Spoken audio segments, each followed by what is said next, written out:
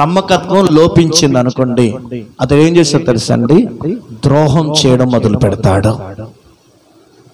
ఒక వ్యక్తి నమ్మకత్వం లోపించింది, నమ్మకత్వం అనే ఆ స్వభావం నుండి బయటికి వెళ్ళిపోయాడంటే ఆ వ్యక్తి ద్రోహం చేస్తాడు.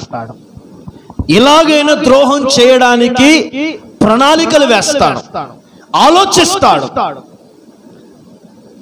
ఇతనికి ద్రోహం చేయాలి, ఈ కుటుంబానికి ద్రోహం చేయాలి, ఈ సంఘానికి ద్రోహం చేయాలి, ఈ సేవకునికి ద్రోహం చేయాలి, ఫలానా వ్యక్తికి ద్రోహం చేయాలి అంటే ద్రోహం ద్రోహం ద్రోహం ద్రోహం చేయడమే అతని నాడిలలో, అతని రక్తములో, అతని ఆలోచనలలో అది ఉండిపోతుంది. ఎప్పుడు తెలుసండి? నమ్మకత్వము తొలగిపోయిన వారిలో, నమ్మకత్వం తొలగిపోయిన వారిలో.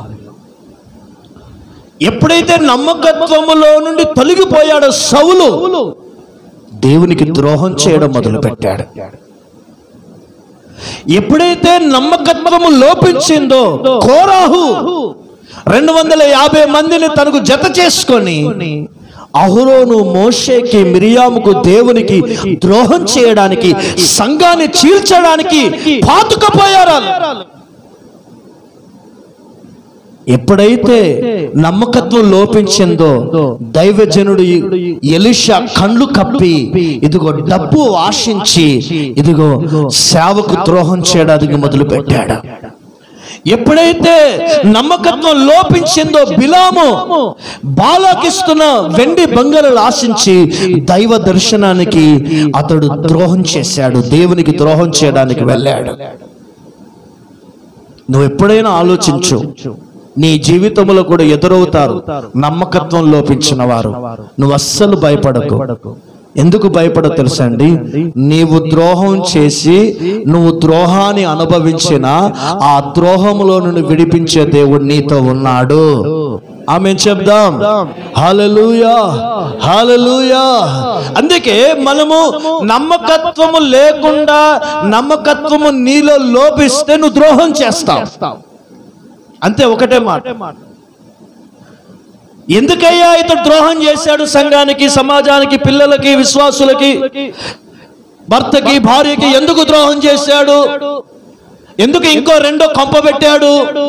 ఎందుకు సంఘములో సేవకుడు కష్టపడి నలిగిపోయి ప్రార్థనలో ఉండి ఏడ్చి ఉపవాసాలు ఉండి వేదన పడి ఆత్మను సంపాదించుకుంటే ఒక ముళ్ళ చెట్టు వలె ఒక వ్యక్తి సంఘములో ఆత్మను చెడగొట్టాడు అని అంటే అతనిలో కాదండి, అతడు నమ్మకత్వం లోపించింది. లోపించిన వాడు అతని అందరినీ ఏం చేస్తుంటాడండి? అపనమ్మకస్తులుగా చేయడానికి సంఘానికి ద్రోహం చేస్తున్నాడు. ఒక్కసారి ఆలోచించండి. సంఘం ఎవరిది? నీదా, నాదా? సంఘం ఎవరిది? దేవుని. దేవుని కన్ను పొడిస్తే దేవుడు ఊరుకుంటాడండి? బైబిల్లో ఒక మాట ఉంది, ఎవరి చేతిలో పడ్డా మంచిది కానీ దేవుని చేతిలో పడద్దట. మనం ఎవరి చేతిలో పడ్డా దేవుని చేతిలో పడితే చాలా భయంకరంగా ఉంటది. కయ్యను దేవుని చేతిలో పడ్డాడు, ఏమయ్యాడండి? దేశ దిమ్మరయ్యాడండి, నాశనం అయ్యాడండి. అందుకే నేను అంటున్నాను, నమ్మకంగా ఉండకపోతే అతనిలో నీకు కనిపించే ఫస్ట్ స్వభావం, ఫస్ట్ అండ్ లాస్ట్ స్వభావం ఏంటి తెలుసా అండి?